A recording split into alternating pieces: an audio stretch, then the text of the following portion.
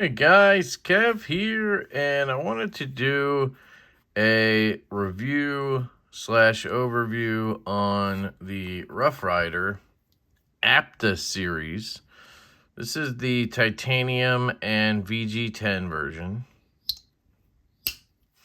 I've had this for, has it been like 2 weeks or has it just been a week? Maybe it's been a week, I can't remember. Time flies around here. I know I did an unboxing that was like ASMR just because I was trying to be quiet. Don't ask why. What is that shit in there? Is it rust or is that just like my skin cells? It's disgusting. Yeah, it's just skin. Yeah, it's very sharp in there. Let me clean that out, so you don't have to look at it the whole time. So this is, well, I'll show you. I'm using the microfiber Q-tips from KPL, knifepivotlube.com. You can use my code, LeftyEDC over there. But I use these for a lot of jimping cleaning, stuff like that. So you can get in there, wipe it on something.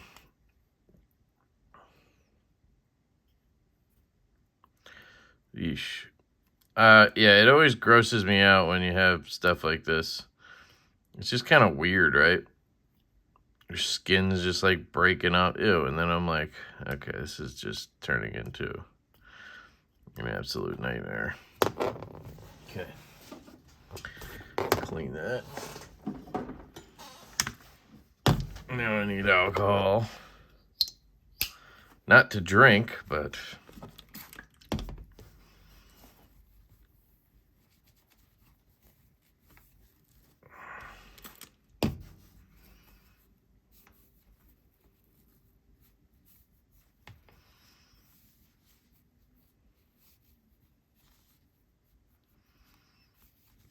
All right, there we go. Sorry, I should have done that before the video, I guess. Did I get some in the pivot? I've also noticed there's like this nasty shit down in there. Again, probably just, you know, normal wear and shit, but... And then what happens is you take it out, and then it gets all gritty. But you don't want this nasty shit all over your knife either, do you?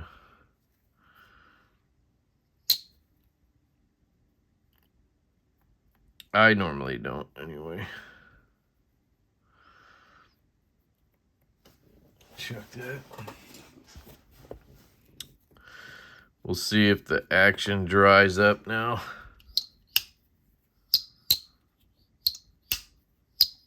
No, still good. Cool. All right, so the Apta. Sorry. This is obviously the sheep's foot version, titanium VG10. You can see it fingerprints real easily. I mean, I just wiped it down with alcohol and we're back to disgusting. This is a $40 knife. So it was $39 on their website. It does not come with this. This is a slip from Lancelot Leather I've had for a while. He actually made this, I think, for my tactile bear. I've had it for a while and I just hadn't put anything else in it. And it was cool to actually have something that fits in there. So if you need a slip for the Apta, you could pick one up from Lancelot Leather. But, you know, the slip is going to cost more than the knife. So keep that in mind. Does not come with a slip of any kind. I will say right off the bat, QC-wise, this was pretty poor. It came rubbing. This blade was rubbing on this wall right here. I've got it pretty much off of that now. I don't think it's perfect, but it's close to centered. For this type of blade, it's, you know, for me, it's acceptable at this point, but... You know, and a lot of people think the tip sticks out. It looks like it does, but it doesn't. You cannot catch your finger. I can't grab it or anything. It just looks like it. Another QC issue is the spring. There's gaps back here on both sides. If I were to, what would be the best way to show you? Just put paper underneath. Maybe you can see through. Take a flashlight. Oops. I don't know. I guess there's no good way to show you. But if you go outside and you look through... Oh, I can see it. I mean, I'm looking right now. I can see on both sides of that. There. Can you see that? See if we can zoom in and get it for you.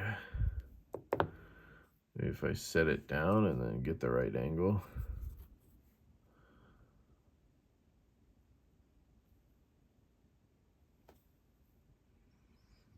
God, that's hard.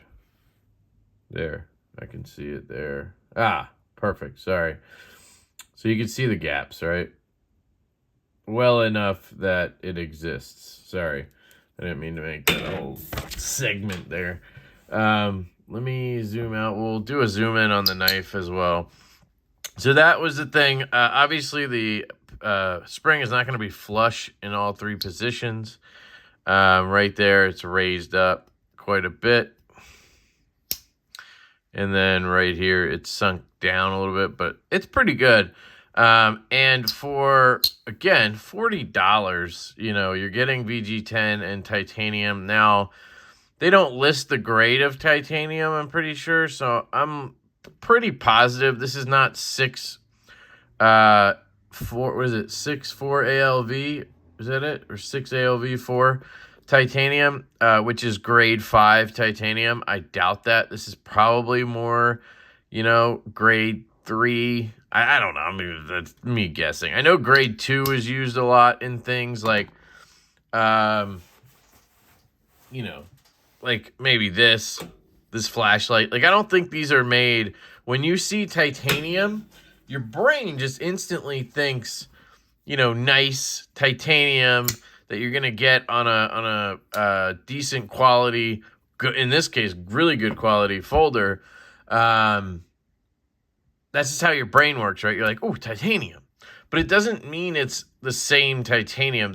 There's no way they're selling these Olights for the prices they do in titanium and having it be 6.4 ALV or 6 ALV4. Sorry, I just can't remember which way that goes. Grade 5.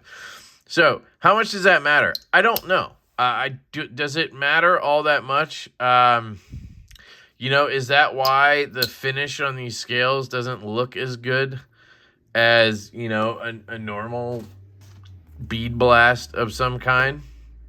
You know, I guess this is meant to be a stone wash, but it just looks not as good to me.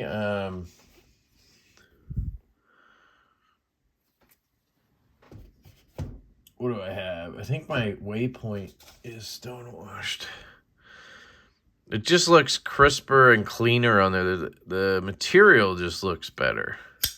Here's a size comparison. Similar builds. Titanium and a satin blade, or whatever you want, a stonewash blade. Another one would be the Ohio River Jack in the sheep's foot here from Traditional Pocket Knives. And then while we're looking at slip joints, I actually have a couple prototypes in right now from Kvist Blade Works, which is awesome. QSP made on this one, same as that.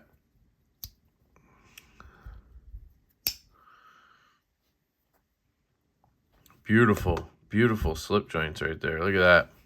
Huh? Yeah. I am a slip joint guy. I have another 5 slip joints over there, at least. 6 if you count the other Vanish. So I'm a slip joint guy, and I have more on the way. So, like, I just really am getting into it. Now, I don't like GECs. Like, I'm not into that style of slip joint. I want my M390 or 20CV or Magna Cut. Like, I want my good steel. I want my good handle materials. I want my build quality to be, you know, high-level OEM style. So I'm not, like, becoming a traditional slip joint guy, if that makes sense. But I am a slip joint guy at this point. which is cool to me. By the way, pre-order is coming up, I think, October 21st on the Vanish. You can pick these up at kvistbladeworks.com, and Urban EDC Supply should have them as well. Guys, this is one of the hidden gems of this year. The ergonomics, the feel of this knife in the hand, the size factor, and then you add that to the walk and the talk, and you have an absolute home run right here. So I just want to put that out there because I feel like it's getting, it's going under the radar a little bit. But back to the Apta, which, my God, this is supposed to be a review. Sorry. All right, there's some comparisons. So let's get into the actual review. I've given you my gripes, you know, the materials, the finish, a lot of that stuff, the gaps, the centering was rubbing. It looks like an absolute train wreck inside. So, like, again, if I show you this knife, you look in there, and that's how it came from factory, guys. All black and sooted and scratched and just, like, kind of gnarly, honestly. And then I'm just going to randomly grab the Ohio River Jack. I've never actually looked inside like that. Look at that. You have clean lines in there. I mean, yeah, there's some stuff in there, but that's mostly probably from me.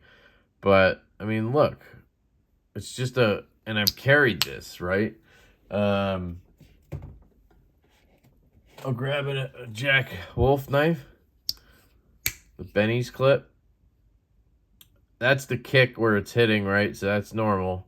But clean, right? It's clean in there.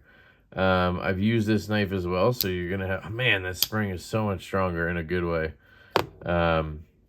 These are still available, by the way. Benny's clip. All right. So we've talked about my issues, right?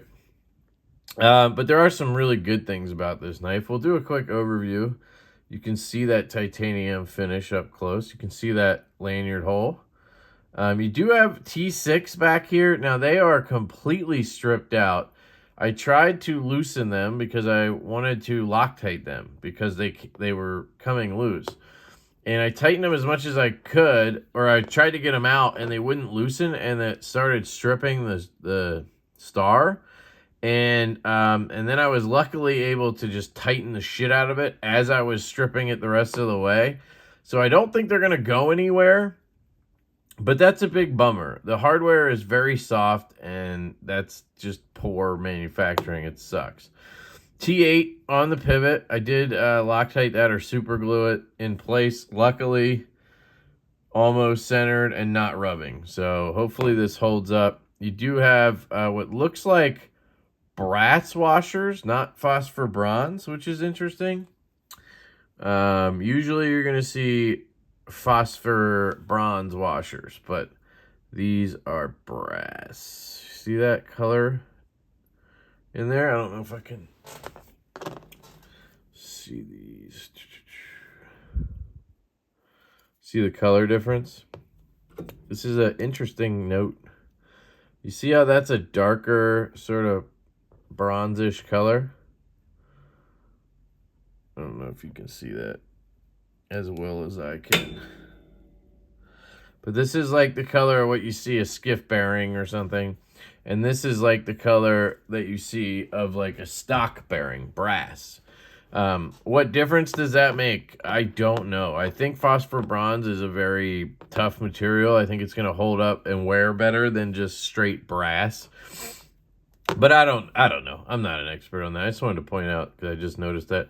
You do have a faux bolster here, fluted faux bolster. Is that what you'd call it? I don't know. There's your spring, and then you have the nail nick right here, which is definitely aggressive enough to grab you. I prefer that, honestly.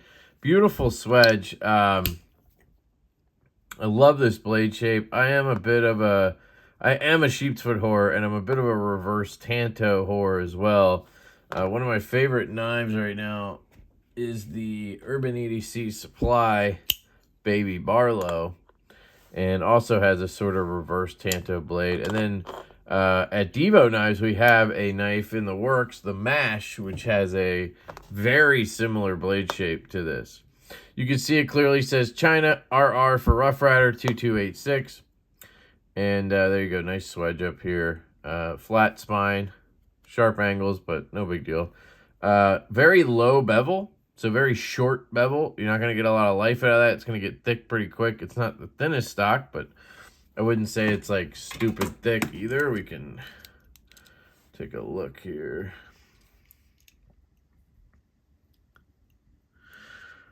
.115, is that? 0.108, yeah, so 0.11 it looks like on the stock. That's thinner than I expected, honestly. So that's good. And then you have, but again, the bevel's down here. So where you could have sharpened all the way up to here, you know, would have given it a different look, but you would have had a much thinner grind that would have lasted much longer. You're not going to get a ton of sharpenings out of this. You're going to be sharpening up here if this was like your everyday knife or something, you know. But yeah. So aesthetically, let's get into the review after 16 minutes. Aesthetically, I think it's a good-looking knife.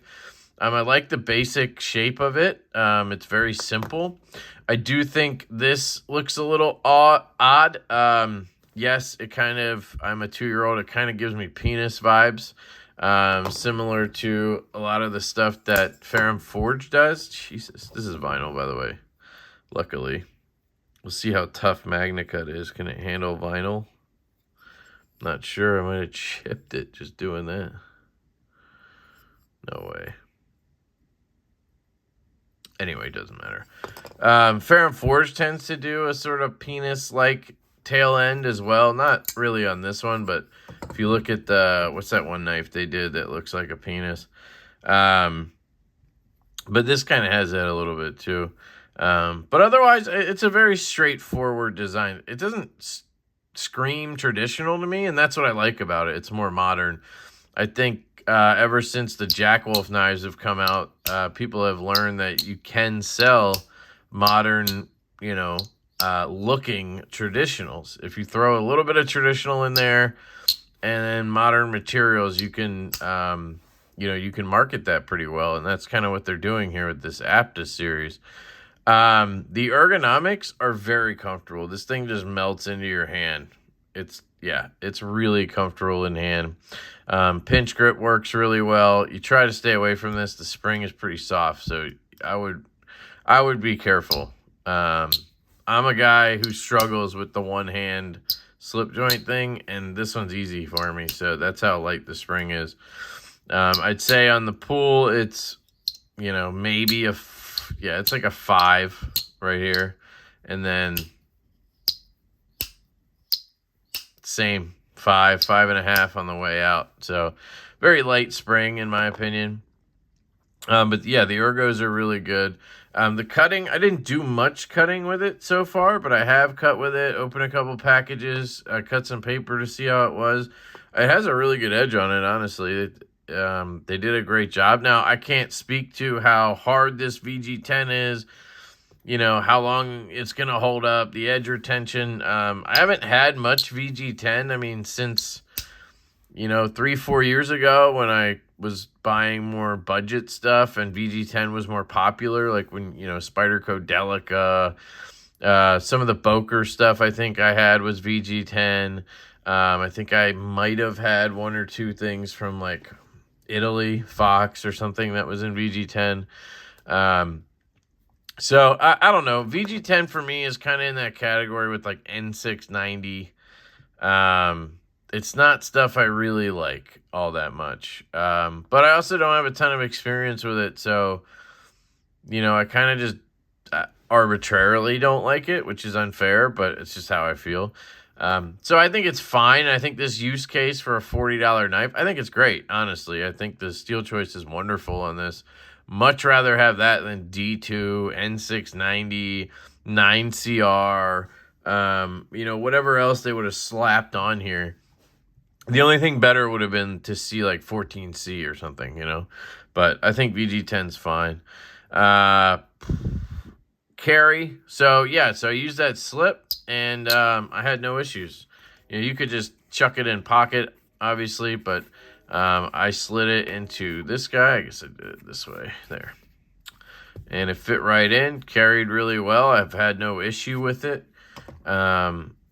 I think I've decided I'm probably just going to give this away at this point. I don't think it's something that's going to stick around, if that makes sense. Long term. Like, I'm not going to end up putting this in my pocket when I have all the Jack Wolfs and the Ohio River Jack and the Kvist. And it's just not going to, it's not on that level. It's not even close. But, so, you know, but the carry's good. The weight, it's not stupid heavy or anything. It's fine. It's not like milled out, but it does the trick. Yeah. So walk and talk. This is where this knife shines for me. This is why this knife has, you know, made it this far for me, where I didn't just like give it away right away or, you know, shit on it or whatever. They did a great job at the walk and talk.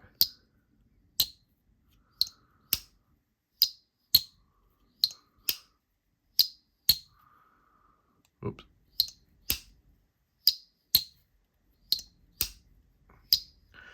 I would argue this is one of the best walk and talk slip joints that I've handled. It just has something to it where it really makes great sounds. And the spring isn't strong, but because it's like a satin finish or whatever without a hollow grind, it's not super grippy. So having that softer spring, it's nice. You just grab it. It doesn't feel weak, you know, because I don't get that really strong grip. It doesn't feel weak. So that 5 feels really nice. It's pleasant to open and close. I mean, it's really a joy to fidget with. So I got to give this knife huge props on walk and talk.